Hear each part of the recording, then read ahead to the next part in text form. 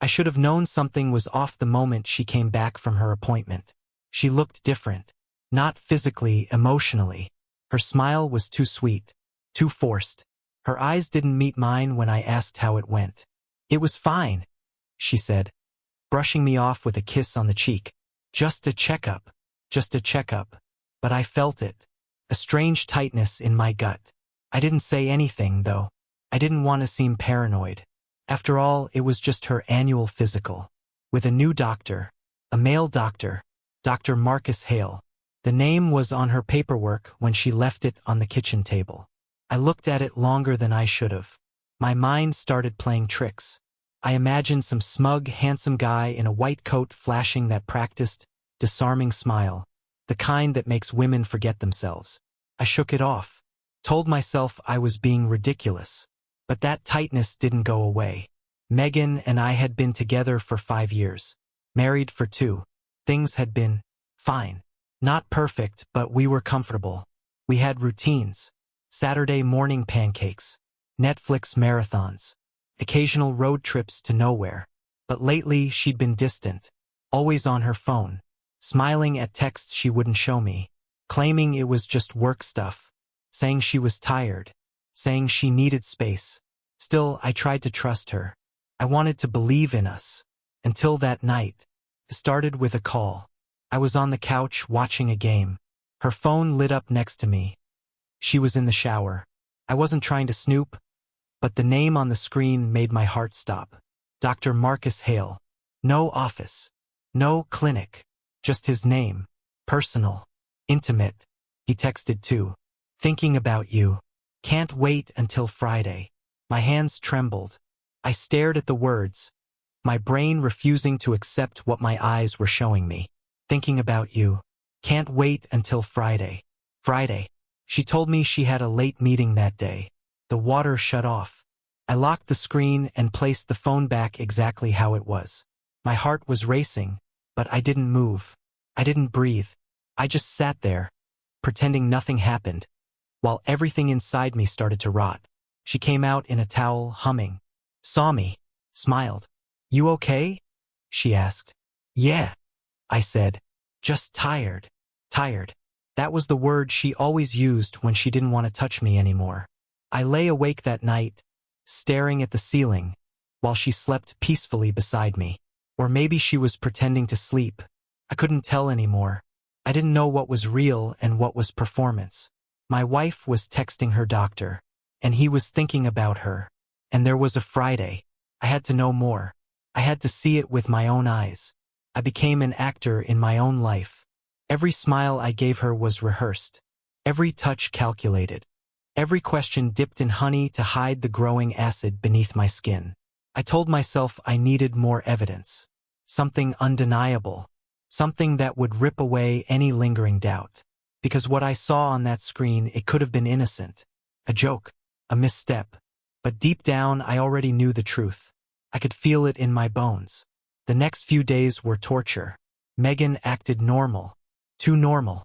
She kissed me goodbye in the mornings with just the right amount of affection, sent the usual heart emoji around lunch, and returned home with stories about meetings that ran long or coworkers that annoyed her.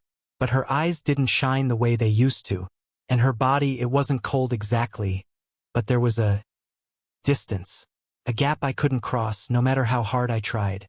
I started checking her phone when she was in the shower or stepped out to get groceries. I know it's wrong. But when you suspect the person you trust most is lying to your face, morality becomes a luxury. The texts with Dr. Hale weren't constant, but they were there. Short, careful. Nothing that screamed affair if you didn't already suspect it. But it was the tone, the familiarity, the way he called her Meg. No one called her that, not even me. One afternoon, I followed her. She said she had a client dinner downtown. Wore a dress that was too sleek for business and sprayed a perfume I hadn't smelled in months. When she left, I gave it 10 minutes, grabbed my keys, and drove after her. I stayed 2 cars behind, heart pounding so loud I could hear it over the radio. She didn't go to any restaurant. She didn't go anywhere public. She went to a townhouse. I parked half a block away and watched her walk up the steps. She didn't knock. She didn't hesitate. She had a key. That's when my heart really broke. Not like a dramatic, cinematic shatter. No, it was slower, like glass under pressure, crack by crack, a weight I couldn't stop pressing down. I didn't confront her that night. Couldn't. I needed to be sure. I needed to know how long it had been going on. What he had that I didn't. Why a man with a stethoscope and a six-figure salary could just stroll into my marriage and take what I had built with blood, time, and love. I started researching Dr. Hale. His clinic, his reviews, even his social media. He was exactly what I feared. Early 40s, charming, clean-cut with just the right amount of salt and pepper at the temples. Divorced. No kids. Pictures of charity events and medical conferences filled his feed. The kind of man who made women feel safe. Special. Chosen. And my Megan had fallen for it. But the worst was still coming. Because I wasn't the only one watching. I started documenting everything. It wasn't enough to know, I needed proof. Proof for myself in case I ever doubted the reality of what was happening. Proof for others in case this spiraled into a legal mess.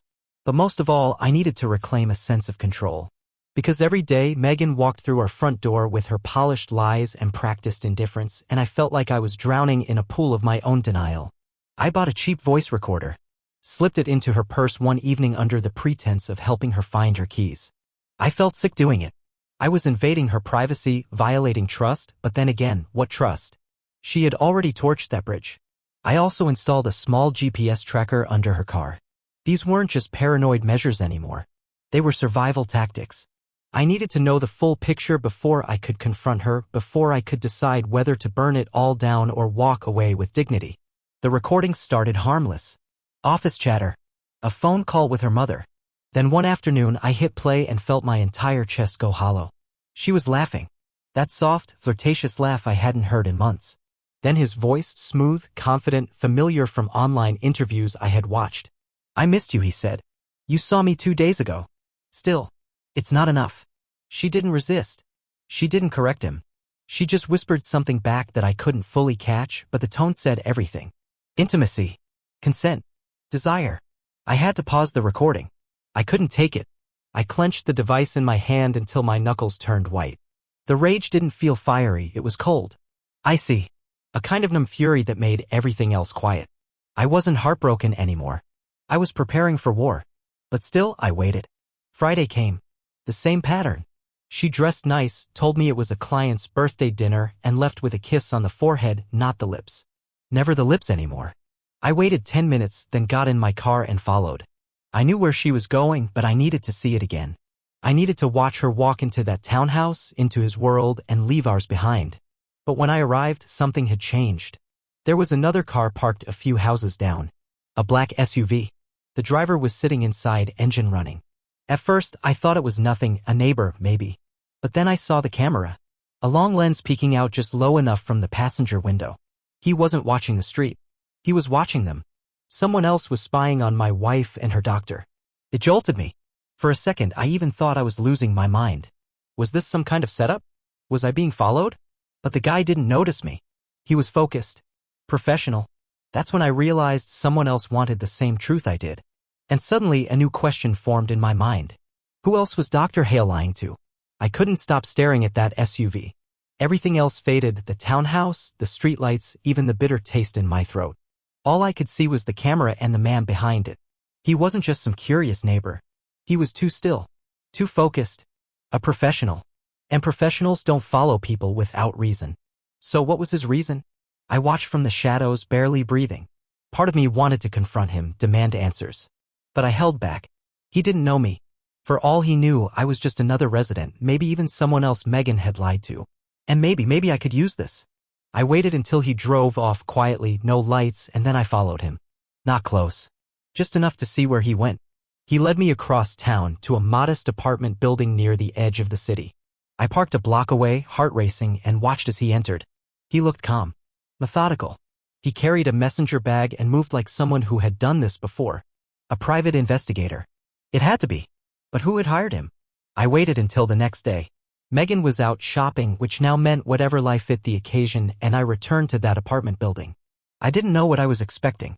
Maybe to bump into the guy in the hallway. Maybe to find some clue, some thread to pull. I checked the tenant directory and scanned the names. Only one stood out. Hale. Hale. My stomach dropped. I went back to my car and sat in silence, trying to breathe, trying to think. There was only one possibility that made sense, and it made my skin crawl. Dr. Marcus Hale was married, and someone, maybe his wife, was watching him. Watching them. I couldn't decide what made me sicker, that Megan had destroyed our marriage for a man who was already taken, or that she might not even know it. Was she just another pawn in his game? Another woman to charm, to seduce, to use? Or was she complicit? Did she know? Did she simply not care? The next time I checked her phone, I found the answer. There was a message from Marcus, not recent, a few weeks old, probably overlooked. She hadn't deleted it. Anna's getting suspicious. We need to be careful. Anna. Hale. That was it. The confirmation. Not only was he married, but Megan knew. She wasn't a victim. She was a co-conspirator. They both knew they were destroying something sacred. Two liars bound together by lust and the thrill of betrayal. I felt something break inside me. Not my heart, that was long gone. No, this was something deeper. My sense of reality. My belief in people. In commitment. In honesty. They were both living double lives. And I was done playing the fool. That night, I didn't sleep. I lay awake, eyes wide open, staring into the ceiling's blank void, while Megan curled beside me like nothing was wrong. Her breathing was steady, calm. She even mumbled something sweet in her sleep, something she hadn't done in months. But the sound made my stomach churn. I wasn't lying next to my wife anymore. I was lying next to a stranger. A traitor. A woman who whispered lies into my ear while offering her truth to another man. My mind wouldn't stop spiraling. I thought of every moment we'd shared, our anniversary trips, the night we danced barefoot in the kitchen, the day she cried in my arms when her father died. Were those memories real to her? Or had she been performing all along? Practicing affection while waiting for someone more exciting, more successful, someone with a medical degree and a secret townhouse? By morning I had a plan. I wasn't going to scream. I wasn't going to beg or cry or punch a wall. I'd done enough bleeding internally. Now I wanted clarity. I wanted the whole damn picture. So I took a risk. I reached out to the only person who could give it to me. Anna Hale. It took some digging, a few searches, a bit of cross-referencing from the apartment directory, but I found her email. It was listed under a small wellness blog she had once written, long inactive. I drafted and redrafted the message a dozen times. Finally, I sent something simple, respectful, but direct. Mrs. Hale, I believe we're both being lied to. I'm Megan Carter's husband. I think we should talk. No reply that day. Or the next. Megan, meanwhile, went about her days like a woman with nothing to hide. She even suggested a weekend getaway, just the two of us. The irony was enough to make me want to laugh and scream at the same time. She was trying to bury her guilt under forced romance. It was almost pathetic. Then, on the third morning, I got a reply. Just one line. Meet me. Tomorrow. 10 a.m. Café Laurent. I'll bring what you need to see. I didn't know what to expect. A tearful confession? Anger? Solidarity? But what I got was something colder. Sharper. When I walked into the cafe, Anna Hale was already there, a file folder on the table beside her cappuccino, dressed in crisp gray and a stare that could cut glass. You must be the husband, she said. I nodded. Sat down. You knew. I always knew, she replied. But this time I wanted proof. She slid the folder toward me. Inside were photos. Dozens. Megan and Marcus entering the townhouse. Kissing at the door. Holding hands on the balcony. A weekend trip to a lakeside cabin I didn't even know existed. Your wife's been screwing mine for over 6 months, she said flatly. I stared at the images, my throat burning. Why now? Why meet with me? Anna took a long sip of coffee before answering. Because I'm done being quiet, she said. And I think you are too. I don't know what hit me harder, the photos themselves or the calm with which Anna handed them to me. There was no trembling in her fingers. No visible pain. Just a steely focus, like a surgeon cutting into a tumor without flinching. But as I looked through the images, my wife wrapped in another man's arms, laughing in hotel lobbies, pressed up against a car window with her hands in his hair, my body went cold. Not angry. Not shocked. Just hollow. As if something inside me had been scooped out and replaced with silence. I thought maybe it was just sex at first, Anna said, her voice detached, clinical. I could have almost lived with that. We've been married 11 years. People get restless. Stupid. But then I found their emails. That's when I knew it wasn't just a fling. I looked up at her. Emails? She nodded, reached into her bag, and handed me a flash drive. I cloned his laptop while he was in the shower. Everything's on there. Messages. Calendar invites. even their little anniversary notes. Apparently, they started seeing each other after her second checkup. Second, that hit like a punch. Megan had told me she only saw him once for a routine physical. That was over 8 months ago. So the lies had started early, long before the texts, the townhouse, the late meetings. I clenched the flash drive in my fist. Anna leaned forward. I want to destroy him. Legally. Financially. Publicly. I've been talking to a lawyer. But I need to know, are you in? The question didn't surprise me. But the way she said it, not as a plea, but as an offer, almost like a business transaction, that unsettled me. We were both victims, yes? But she was already thinking 5 steps ahead, playing chess while I was still trying to understand the rules of the game we were now in. I don't know yet, I admitted. I'm still processing. That's fair. But let me be clear, he's not going to stop. And if your wife is anything like mine, she won't either. They're addicted to this. The danger, the deception, the thrill of sneaking around while we clean up their messes. I hated how much sense that made. Megan had always craved attention. She wasn't cruel, at least not before, but she needed to feel desired. Important. And I, with my long work hours and predictable habits, had become background noise in her search for excitement. Anna stood up. Take your time. But don't wait too long. He's smart. And when he senses the walls closing in, he'll cut her loose to save himself. You want your justice? Get ahead of it. As she walked away, I stared at the photos one last time. Megan wasn't crying in any of them. She was glowing. That was the moment I knew she was never coming back. Not really. I could keep pretending. Keep sleeping beside a ghost. But something fundamental between us had shattered, and no amount of apologies or explanations could put it back together. I had the truth now. And soon she would too. I didn't confront her right away. For a few days, I carried the flash drive like a weapon in my pocket, in my palm, sometimes on the nightstand when I couldn't sleep. It wasn't just digital proof of betrayal. It was a mirror reflecting back everything I had ignored, everything I had let slide. I wanted to scream, to drag her into the truth and make her look at what she'd done. But something held me back. I wanted her to feel it. I wanted her to see it before I ever said a word. So I waited. I smiled. I let her keep pretending. And then, one evening, I made dinner. Her favorite lemon butter salmon, asparagus, and the sourdough she always claimed reminded her of our first date. I poured wine, lit candles. She looked surprised, even touched. Wow. What's the occasion? She asked, slipping into her seat with a smile that didn't quite reach her eyes. No occasion, I said. I just missed you. A lie. But an effective one. We ate. She made small talk. I listened, nodded, asked about her day. When she reached for the wine bottle, I stopped her. There's something I want to show you, I said. Her hand froze. I stood, walked to the living room, and came back with my laptop. I opened the folder, Anna's folder, and turned the screen toward her. No warning. No build-up. Just reality, raw and unfiltered, staring her in the face. She didn't move at first. Just blinked. Then her smile vanished. What is this? Take your time, I said, voice even. There's more. Keep going. She clicked. Photos. Screenshots. Messages. Hotel confirmations. A copy of the lease agreement for the townhouse, co-signed by a fake name she had obviously helped him create.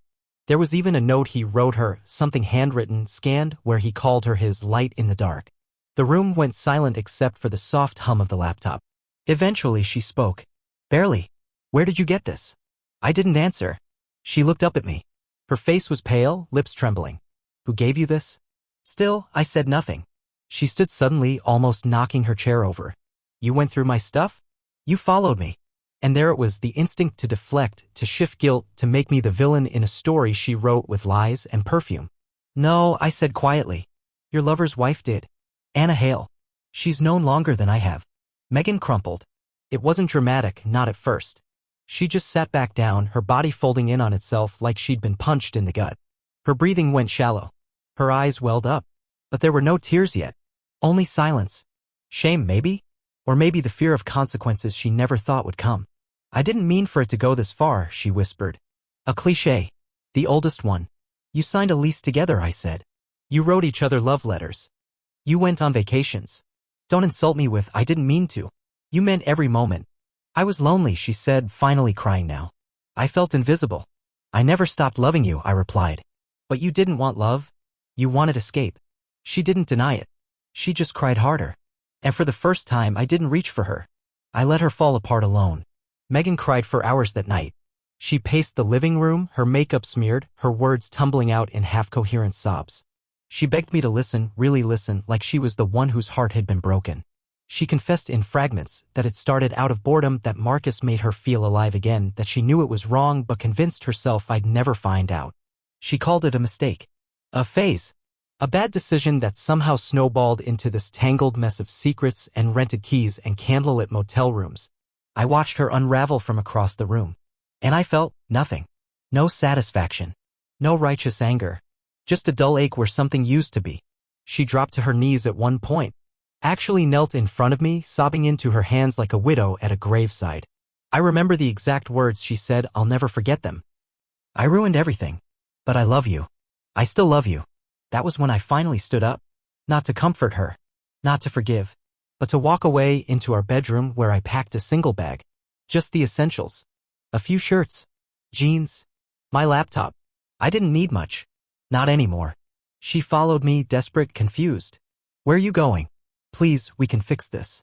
We can try therapy, marriage counseling, I'll do anything. I turned to her. Slowly. Calmly. You didn't love me, I said. You loved the version of me that gave you stability. That paid the bills. That made you feel safe. But you didn't want safety. You wanted risk. You wanted fireworks. So you burned the house down just to feel warm. Her lips parted like she was going to argue, but no words came out. People don't fall into affairs by accident, Megan. They choose them. Over and over again. I zipped my bag and left the room. She stood in the doorway like a statue, arms wrapped around herself, shaking. I don't know if it was guilt or fear or simply the shock of realizing she was finally being held accountable. But I didn't stay to find out. I walked out of the house that night and didn't look back. Not once. In the hallway of our building, I leaned against the wall for a moment, just breathing. The silence outside our apartment felt heavier than it had inside. But it was honest. And for the first time in months, I wasn't pretending. There's a strange kind of power in choosing to walk away. Not slamming the door. Not screaming. Just letting go. Because what she broke wasn't just trust. It was the version of me that needed her to be whole. The first night away from Megan was quiet in the way a battlefield is quiet after the smoke clears. I stayed at a modest extended-stay motel just outside the city. Nothing fancy, just 4 walls, a bed, and a TV I didn't turn on. I sat in silence most of the evening, watching the shadows crawl along the wallpaper as the hours passed. My phone lit up every few minutes, her name over and over again. Calls. Voicemails. Texts that grew increasingly frantic. Please call me. Please don't do this. I need you. We can fix it. I made a mistake. I love you. I didn't answer a single one. Because deep down I knew this wasn't about love. This was about loss. About her suddenly facing a life where I wasn't there to clean up the emotional wreckage. I wasn't the man on standby anymore. I had stepped off the path she'd paved for me with apologies and manipulation. The next morning, I opened the flash drive again. Not because I needed more pain, but because I needed closure.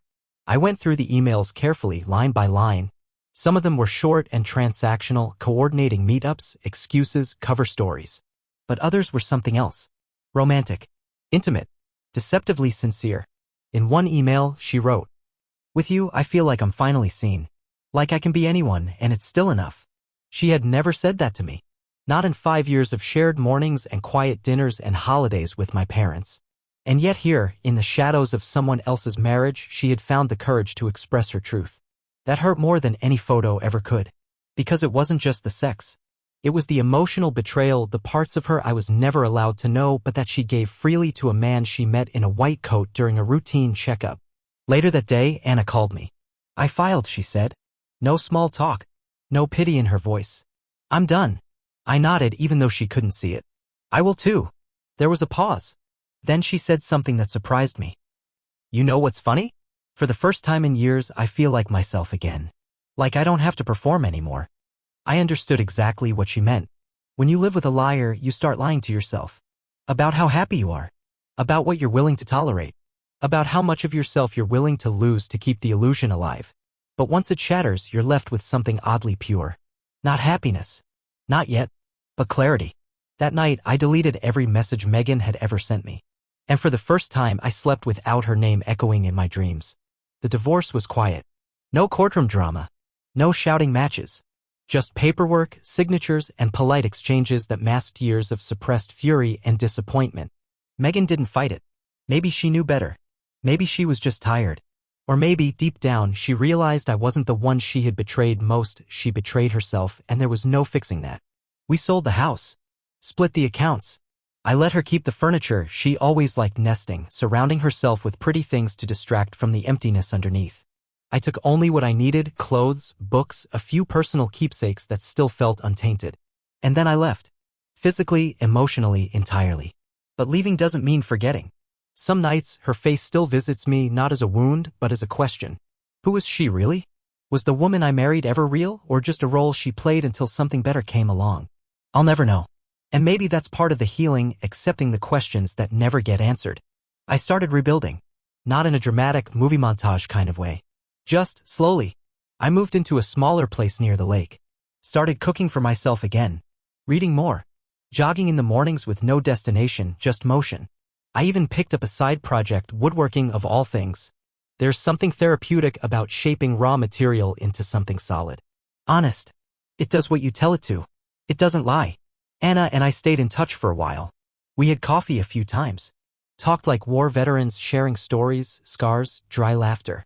There was no spark between us, no romantic tension. Just mutual understanding. The kind that only comes from surviving a betrayal you didn't deserve. Eventually, she moved away. A job opportunity in Colorado. She left me a short note. We survived. That's enough. Be good to yourself. And I have been. I won't say I'm healed. That's too clean a word for something so jagged. But I'm better. Lighter. And somehow more whole now that I'm not carrying someone else's lies in my chest. Megan reached out once, months later. A simple message. I think about you. I'm sorry. I didn't reply. Because forgiveness, I realized, isn't always about letting someone back in. Sometimes it's about releasing yourself from the need to hear anything more. I deserve better. And now I finally believe that. This story didn't end with revenge. Or redemption. It ended with truth. And sometimes that's the most powerful closure of all.